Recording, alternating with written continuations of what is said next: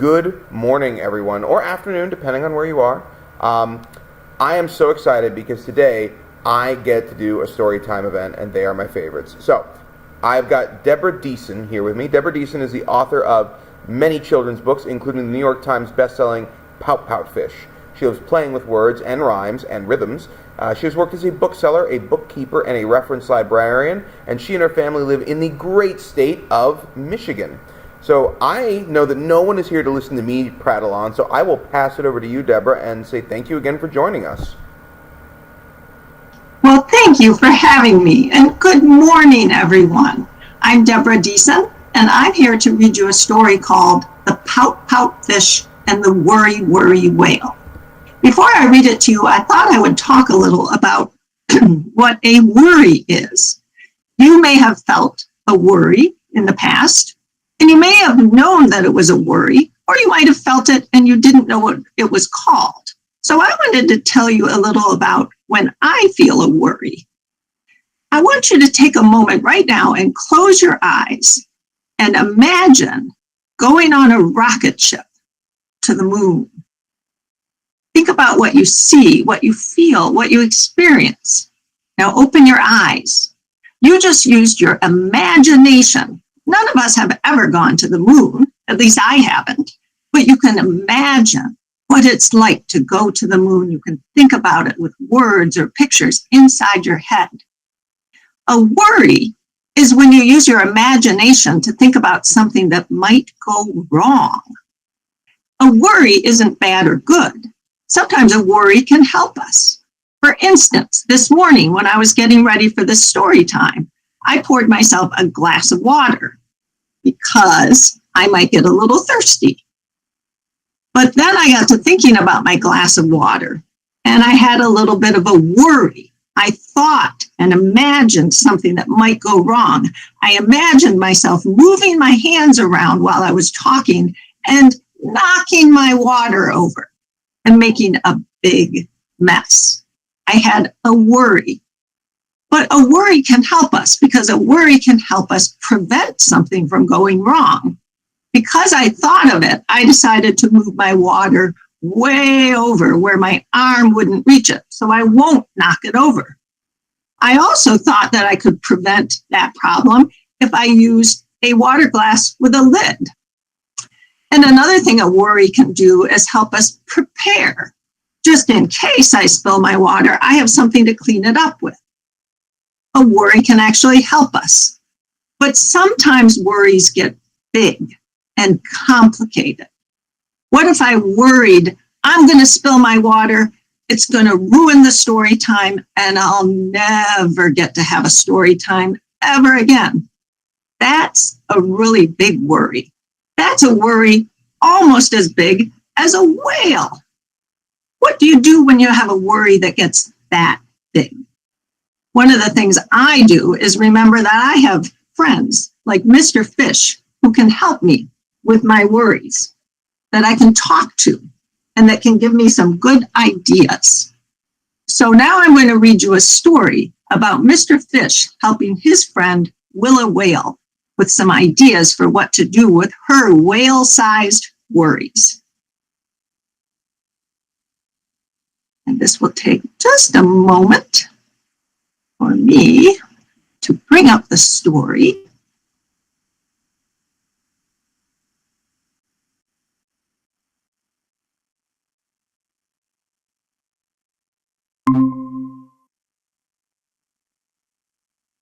And I'm going to read you this story. It's called The Poutfish and the Worry Whale.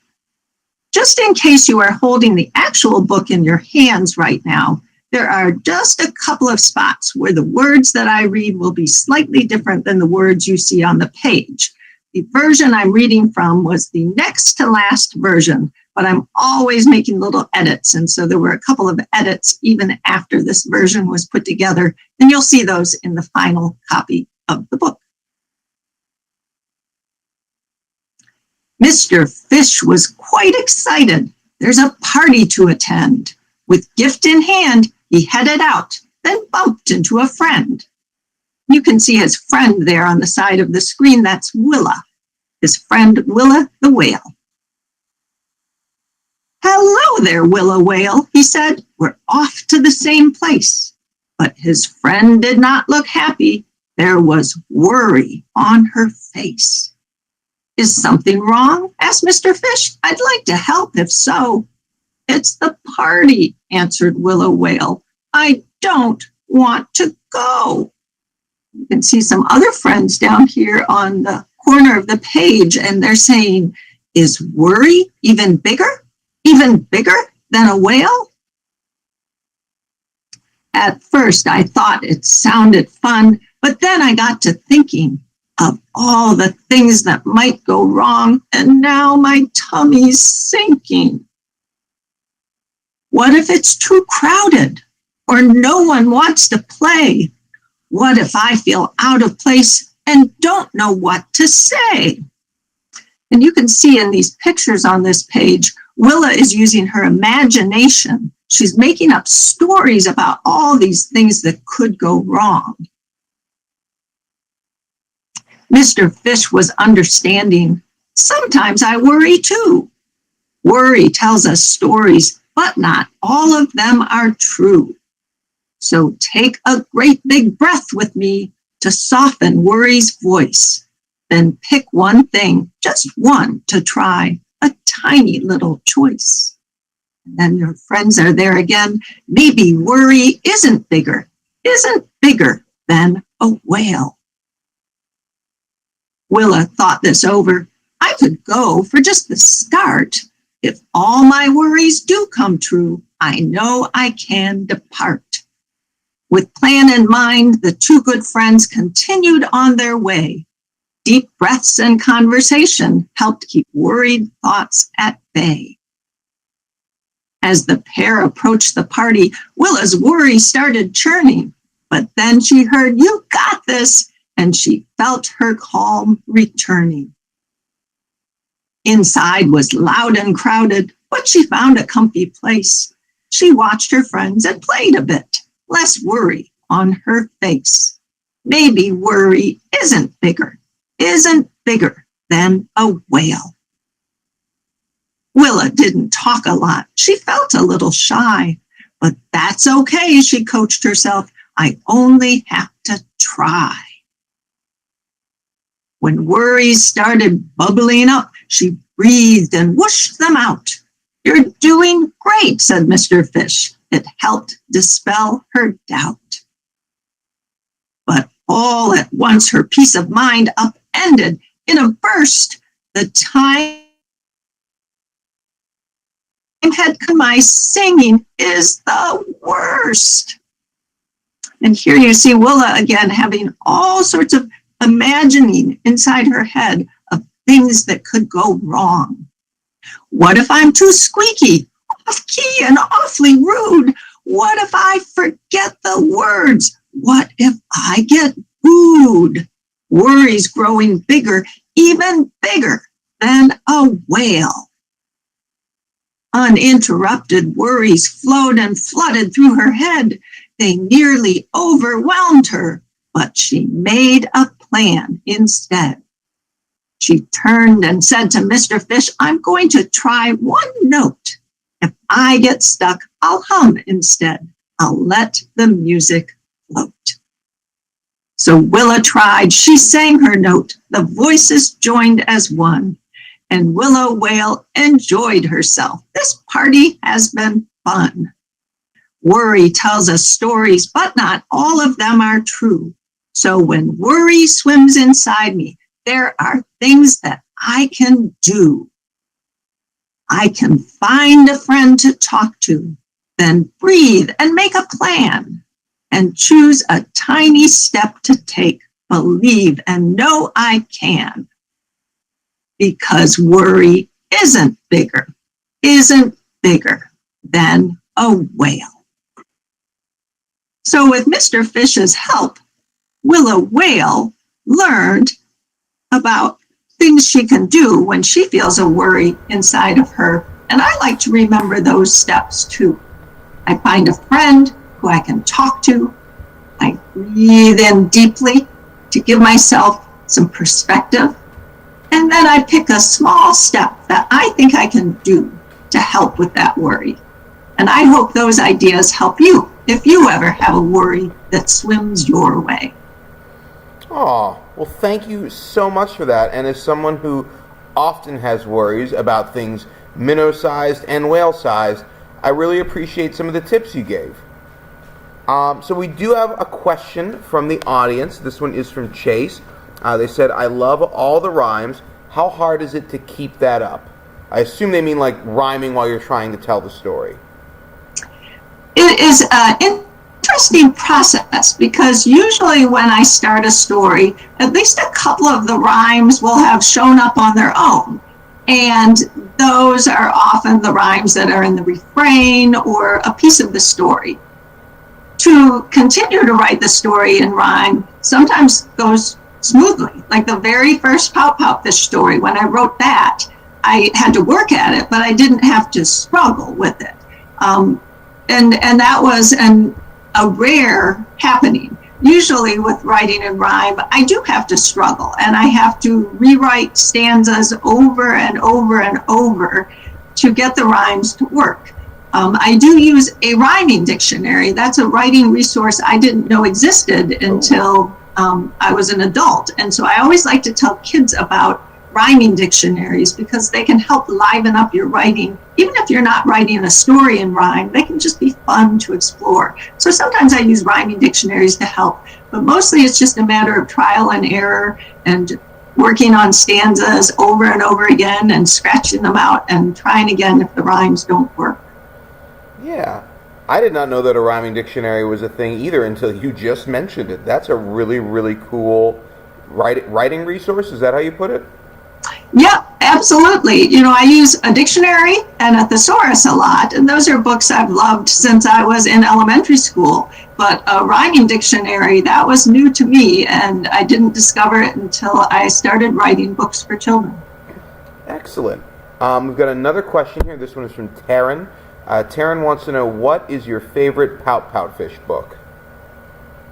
That is a really great question, and there are quite a few poutfish books now, and so I would say that I love them all for different reasons. Each of them has an aspect that I look at, and I remember either the circumstances of writing it, or the reason for writing it, or an experience I had with a school or a library while I was reading it.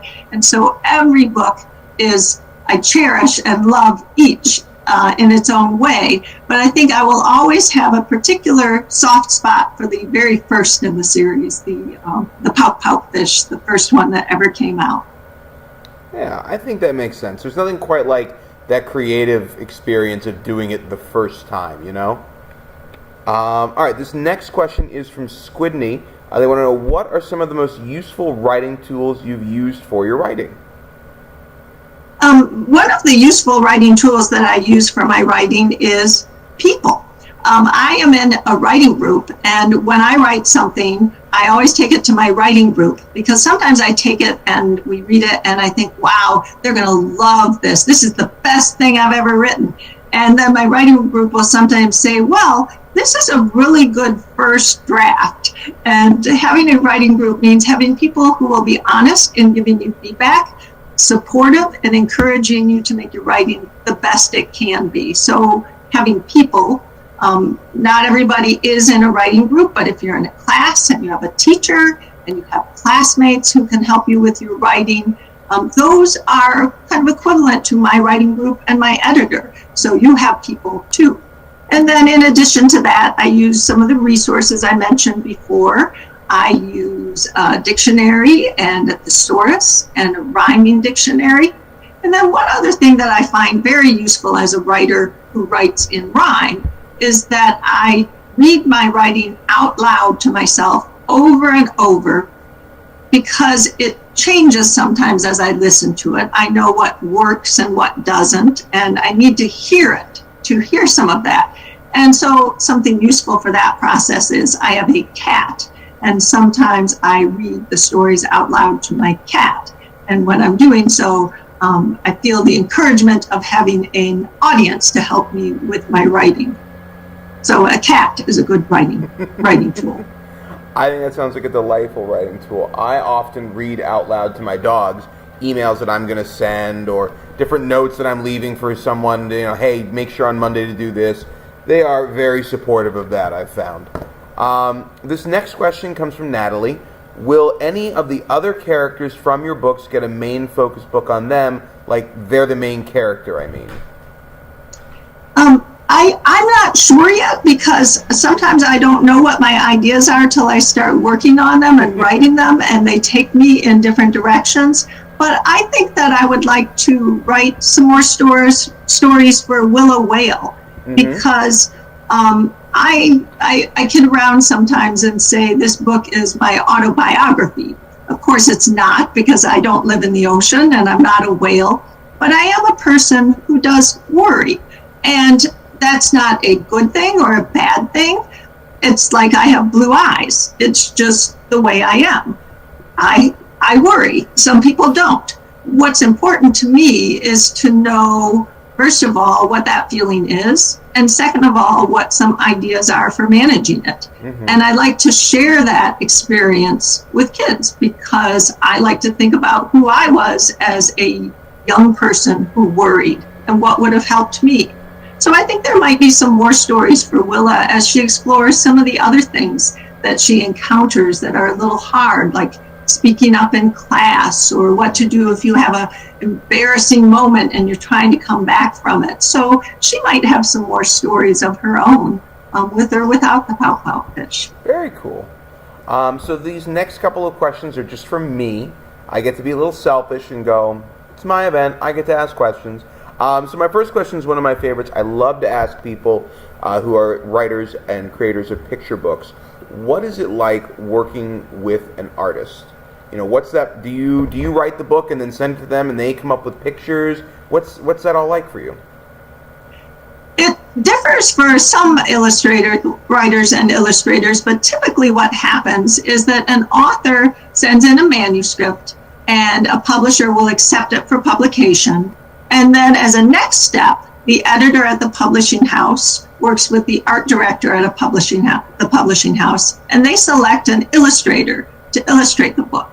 Sometimes an author will be consulted for their ideas or suggestions, or the publisher will say, we have somebody in mind, what do you think of them? But very often it's a completely separate process. So you have one person who writes the words, and then a second person who is hired to illustrate the book, and they may not ever have any contact with each other.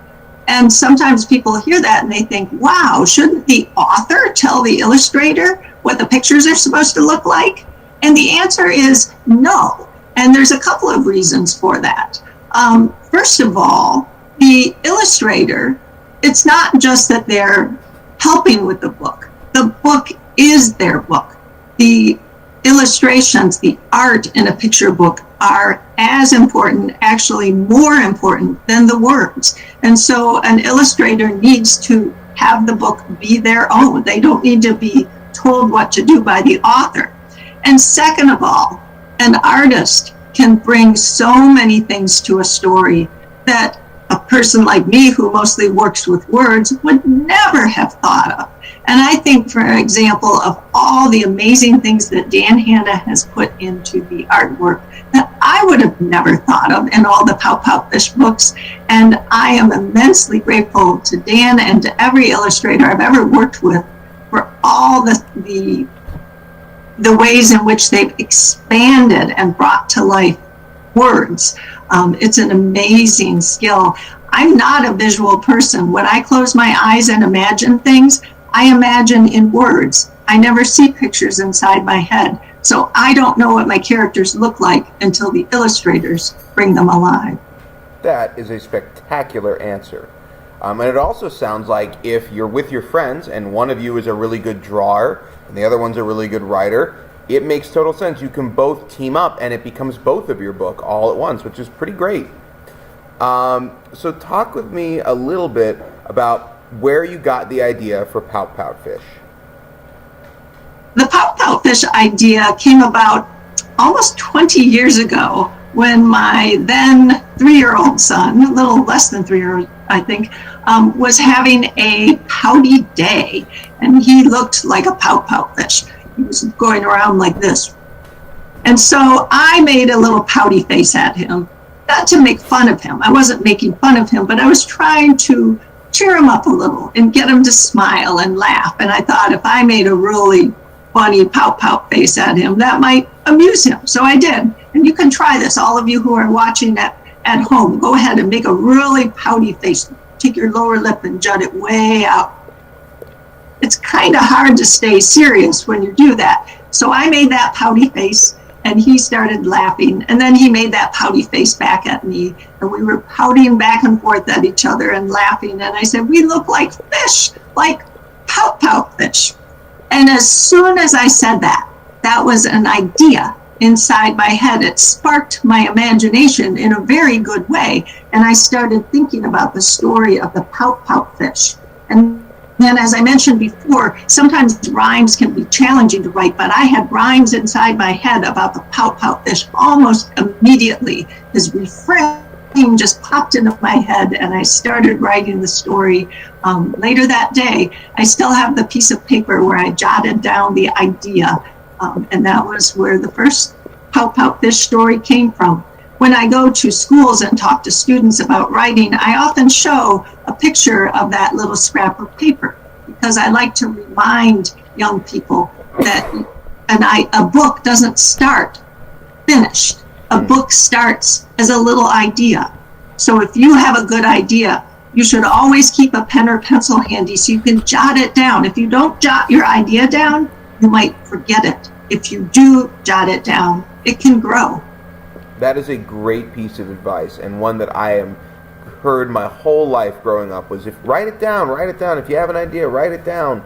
And that lends itself really, really well to my penultimate, which is a really big word and a really big way to say second to last question, which is, what advice would you give to any young writers who might be in the audience today? My advice would be, I guess I have several pieces of advice. Yeah. My advice would be, first of all, to be proud of yourself for having that idea of wanting to be a writer or a creative of any sort. Maybe you're a writer, some of you are artists, some of you express yourself through music, but whatever it is, being a creative person and expressing yourself can sometimes be hard. So often people will say, it's just too hard. I know I could be a writer, or I could make a song, or I could make a painting, but it's just too hard. I don't want to try. Somebody might not like it. All those feelings come at us. And so it takes a lot of courage to say, I'm going to do it. I'm going to try. So first of all, be proud of yourself for trying, for wanting to do it. And then second of all, remember that you're never going to get it right the first time, so give yourself permission to make mistakes. Write something that isn't very good, and then work on it to make it a little better. And that's how the writing process goes. You start with a first draft, and then you have a second draft, and then sometimes you have a 100th draft before you finally get it just right. But believe in yourself along the way. Keep your pen and pencil handy all the time. Use resources like your dictionary, thesaurus, and your rhyming dictionary, and use your people resources to give you feedback and to encourage you. And that will help you on your writing journey. That is some great advice. And then for my last question, and it's one I actually don't think I've ever asked during one of our interviews before, but it's a question that we often ask when we interview people at the bookstore. And that is, when you read, how does that work in your head? Are you seeing pictures? You said that you just see words. Is it someone telling you a story? What's going on when you read? That's a great question, because until recently, I didn't know that people, when they read, sometimes do see pictures inside their head, because I have never seen pictures inside my head, except when I wake up in the morning. Sometimes if I have a dream that I remember, there's a little, like a slide I almost see that goes across the screen of my mind. So I know that I'm capable of having pictures inside my head, because I do have them when I dream. But when I'm wide awake, I close my eyes and try to picture something. I don't see anything. Same thing when I'm reading. I don't see the characters I read about. I can understand a description of a blue sky and green grass, but I don't see it inside my head. But I do feel it. I experience it. When I read a story, I feel like I'm there. I feel like I know the people, even though I'm not seeing them. And so some of you, when you read or hear a story read to you, you have pictures inside your head. Some of you don't. And neither one is good or bad. We just all experience the world in different ways. And I find that really fascinating. And so, yeah, when I read, I experience it. I feel like I'm there, but I don't see it. That is a fascinating answer, and I think you're completely right. It's really interesting seeing how everyone's minds and brains work differently. It's a question that didn't occur to me either until someone asked it one day, and I went, wow, well, how do you read? And now I want to know how everyone thinks. So this is the part of the show where I do have to talk about the book side of it. So if you listened today and you're like, oh my gosh, I like that, I love the Worry Whale, that sounds incredible, but are there more poutfish books? There are a ton of them. In fact, there are so many poutfish books that if you come to Town Book Center, we have a whole section that is just poutfish. I am completely serious. We've got a bunch of other great books too. So if you want a copy of the Worry Whale or a different poutfish book, you can come and get it at the Town Book Center. We're located in Collegeville, Pennsylvania. And if you're not in Collegeville or you're just not comfortable going out and shopping in person, you can always shop with us online at townbc.com. That's TOWNEBC.com. So Deborah, thank you so much for doing this with me this Sunday morning. It has been a delightful way to start my day. Well, thank you. It has been delightful for me as well. And I appreciate everybody who tuned in. And I had a great deal of fun. And so did Mr. Fish. Oh, wonderful. All right, everyone. Well, take care and have a great rest of your Sunday. Enjoy a nice day indoors with all the rain going on. Take care. Bye-bye.